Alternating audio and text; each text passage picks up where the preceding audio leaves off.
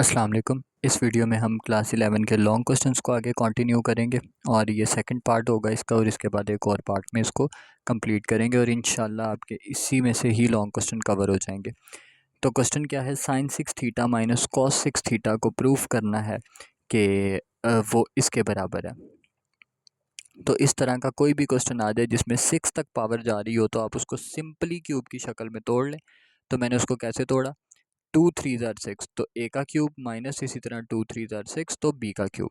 Then अब क्या करें, A cube minus B cube का फॉर्मूला अप्लाई कर दें, A minus B A square plus A B plus B square. तो ये मेरे पास ए के तौर पे काम करेगा और ये बी के तौर पे काम करेगा। तो कैसे लिखेंगे, ए माइनस बी यानी sine square theta minus cos square theta और इसी तरह ए का square plus A B plus B का स्क्वायर। देन अब मैंने ये देखा कि ये लिखा हुआ है ए का स्क्वायर, ये लिखा हुआ है बी का स्क्वायर, ऐसे ही है।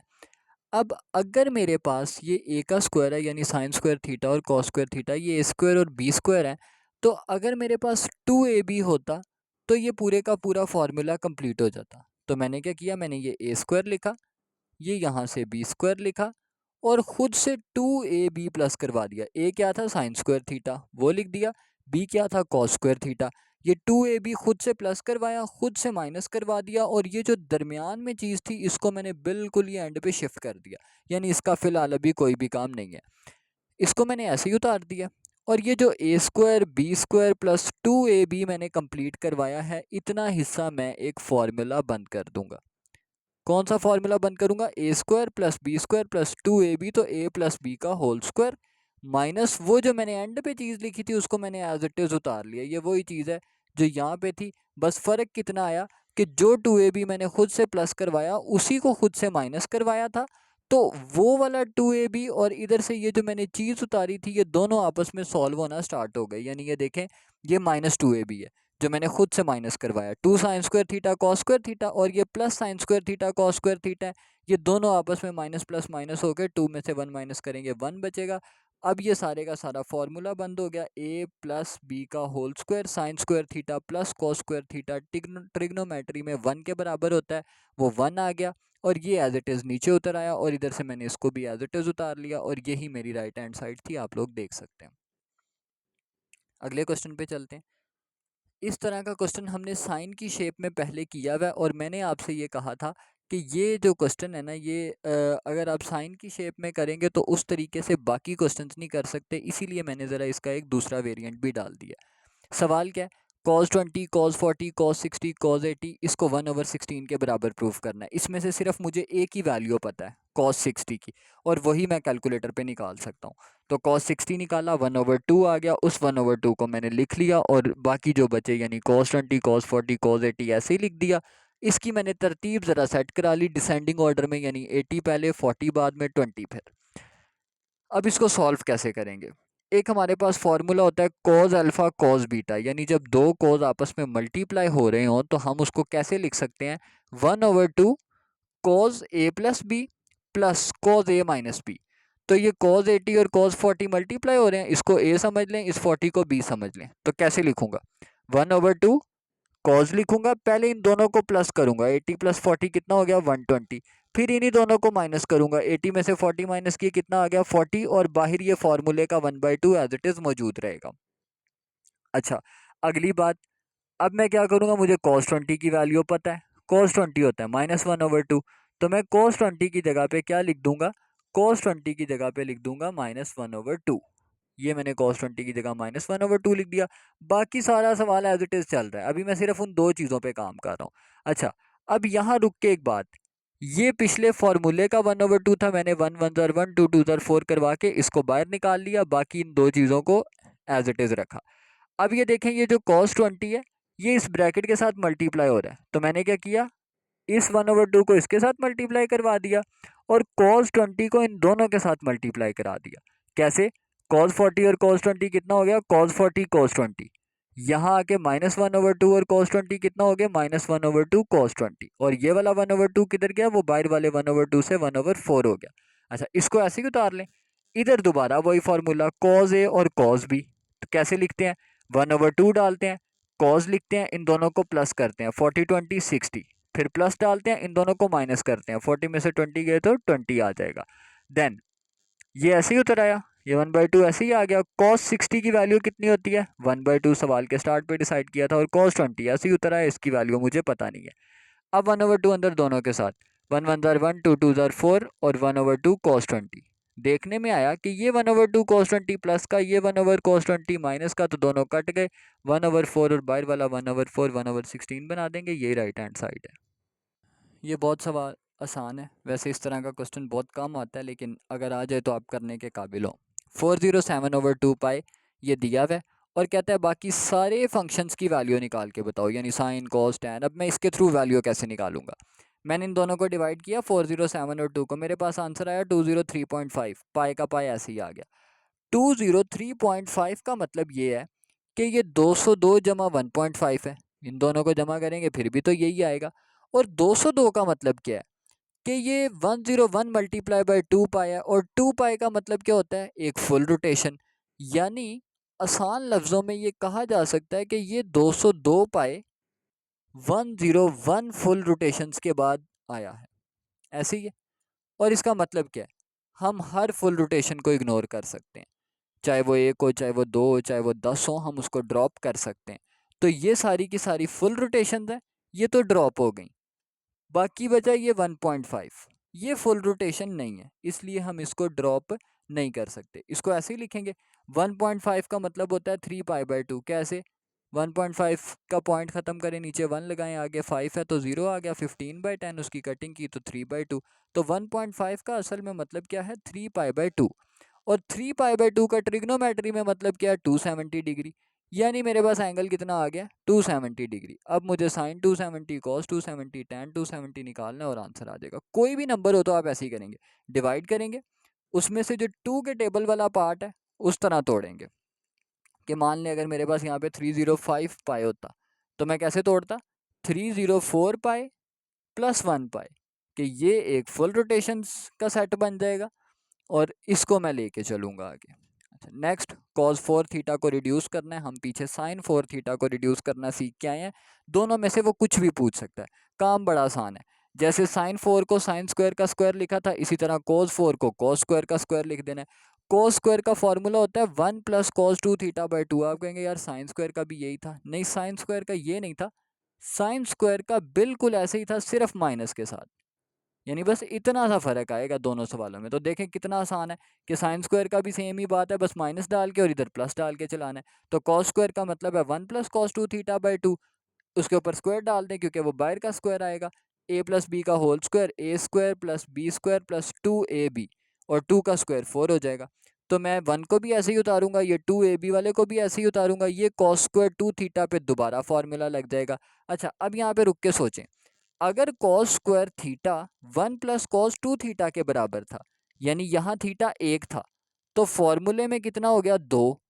अब हमारे पास थीटा कितने हैं, 2, और फॉर्मूले में कितने हो जाएंगे, 4, क्योंकि वो 1 था तो 2 बन गया, ये 2 था तो 4 बन जाएंगे। तो कॉस स्क्वायर 2 थीटा का फॉर्मूला क्या होगा, 1 प्लस कॉस 4 थीटा बाई 2। और साइन में क्या हो जाएगा, साइन में यहाँ पे माइनस आ जाएगा, बस इतनी सी बात है। अच्छा, अब बाहर वाला पहले अंदर 2 एलसीएम करवा लें, सबके साथ 2 मल्टीप्लाई कर दें, इधर भी 2, इधर भी 2, 2 1 ज़ार 2, 2 2 ज़ार 4, और ये 2 मल्टीप्लाई करेंगे तो 2 2 से कट जाएगा, ये ऐसे ही आ जाएगा, 2 + 1 3 बन जाएगा, और ये एज इट इज़ उतर आएंगे, और बाहर वाला 1/4 इससे मल्टीप्लाई होना स्टार्ट हो जाएगा अंदर। ये क्वेश्चन बहुत ज़्यादा इंपॉर्टेंट है, बहुत ज़्यादा, थोड़ा सा लेंथी है, लेकिन अगर आपको फार्मूलाज पक्के हैं ना तो ये क्वेश्चन आपसे कभी गलत नहीं हो सकता, और ये हलवा क्वेश्चन है सारे पेपर्स में से। उसने कहा प्रूव करो कि एक ट्रायंगल की ये 3 साइडें हैं, इसका सबसे बड़ा एंगल 120 डिग्री है, बस हम इतना प्रूफ करना है। यानी आसान लफ्ज़ों में बात करें ना तो हमें सिर्फ इसका सबसे बड़ा एंगल निकालना है कि सबसे बड़ा एंगल कौन सा है। मैंने 3 साइडें लट की ABC, अब जो साइड सबसे बड़ी है ना उसका एंगल भी सबसे बड़ा होगा, यानी ABC 3 साइडें हैं तो ABC 3 एंगल्स होंगे। अब इन 3 साइडों में से ये पता करते हैं सबसे बड़ी साइड कौन सी है, फिर उसका एंगल सबसे बड़ा एंगल होगा, तो हमें वाज़ेह हो जाएगा कि भाई हमें A निकालना है, B निकालना है या C निकालना है, क्योंकि तीनों के फार्मूलाज अलग-अलग होते हैं।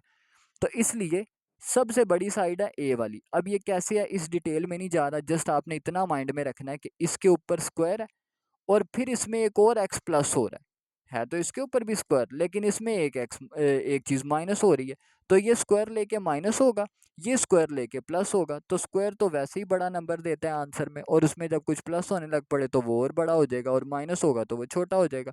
तो इसका मतलब ये सबसे बड़ी साइड है। अगर ए वाली साइड सबसे बड़ी है तो ए वाला एंगल भी सबसे बड़ा होगा। यानी हमें कौन सा एंगल निकालना है? कोस ए निकालना है। फार्मूला क्या होता है? B square plus C square minus ए स्क्वायर ओवर 2bc। ये फार्मूला याद रखना बहुत आसान है। आपने कोस ए का फार्मूला याद रखना है। ए वाली साइड, ए एंगल वाली साइड कौन सी होती है? स्मॉल ए। वो स्मॉल ए का स्क्वायर माइनस होगा, बाकी दो एंगल की साइडें प्लस होंगी। बाकी दो एंगल्स कौन से हैं? B C. उनकी साइडें क्या है? Small B small C. वो स्मॉल बी स्मॉल सी के स्क्वायर्स प्लस होंगे, और जिसका एंगल हम निकाल रहे हैं उसका स्क्वायर माइनस होगा ओवर 2bc। यानी ए वाली साइड को नीचे नहीं लिखना, बाकी दोनों साइडों को नीचे लिख के 2। अब कोई भी फार्मूला बनाना हो तो बड़ा आसान है, कॉस बी बनाना हो तो वो बहुत आसान है। कैसे बनाएंगे? 2, बी वाला एंगल नहीं लिखना, ए सी, उसके अलावा वाली साइडें लिखनी है। और इसी तरीके से जो बी के साइड होगी बी स्क्वायर वो माइनस होगी, बाकी दो साइडें प्लस होंगी। तो फार्मूलेज बनाना बहुत आसान है, बस एक एक बार याद रख लें कि है क्या। बी का स्क्वायर यानी 2x प्लस 1 का स्क्वायर, इसी तरह सी का स्क्वायर यानी एक्स स्क्वायर माइनस 1 का स्क्वायर, और इसी तरह ए का स्क्वायर। अब ये तो आपके लिए बहुत आसान काम है। ए प्लस बी का होल स्क्वायर, ए का स्क्वायर यानी 2x का स्क्वायर कितना हो जाएगा जी? 2x का स्क्वायर हो जाएगा 4x स्क्वायर। बी का स्क्वायर यानी 1 का स्क्वायर, 1 का स्क्वायर 1 ही रहेगा। फिर 2ab, तो 2 इधर से a और इधर से b, 2 2 ज़र 4, 4 1 ज़र 4, और x का x एज इट इज उतर है। अच्छा, ये आपको यहाँ तक फॉर्मूला समझ आ गया। आगे चलते हैं। a माइनस बी का होल स्क्वायर कैसे ओपन होगा? ए का स्क्वायर यानी एक्स स्क्वायर का स्क्वायर एक्स 4 हो जाएगा, बी का स्क्वायर 1 का स्क्वायर 1 ही रहेगा, माइनस 2ab, तो माइनस 2 इधर से ए पकड़ा और साथ वाला बी पकड़ा, तो 2 1 ज़ा 2 और एक्स स्क्वायर का X square as it is आ गया, माइनस डाला। आ गया A plus B plus C का होल स्क्वायर।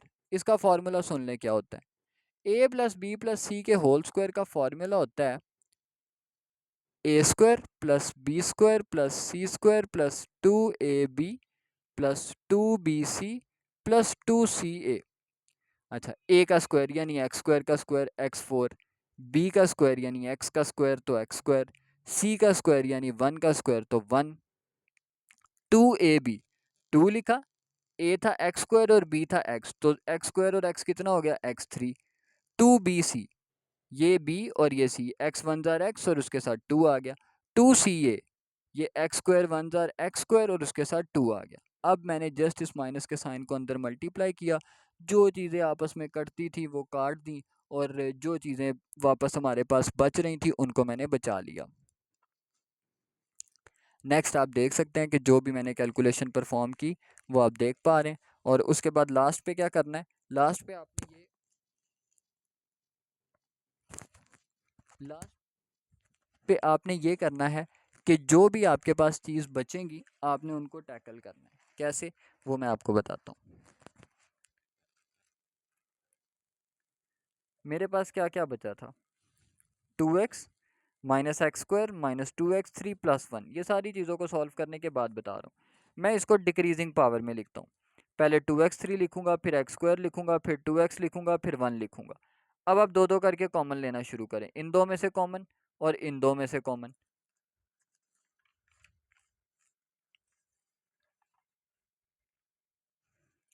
कॉमन लेने के बाद जो सेम ब्रैकेट आई वो एक बार लिख ली, और बाकी जो बचा वो एक बार लिख लिया। ये 2x plus 1 as it is. और इसी तरीके से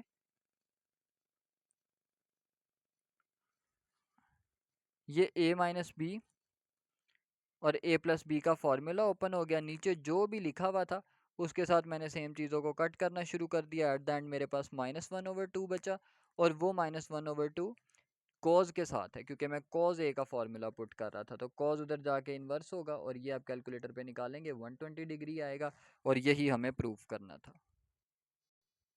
ये बहुत आसान सवाल है, हम पहले भी करके आए हैं। उसने कहा tan inverse A plus tan inverse ये, और इक्वल आएगा इन दो के। आसान तरीका है, हमें दोनों साइडों को सॉल्व करना है और एक आंसर प्रूफ करना है।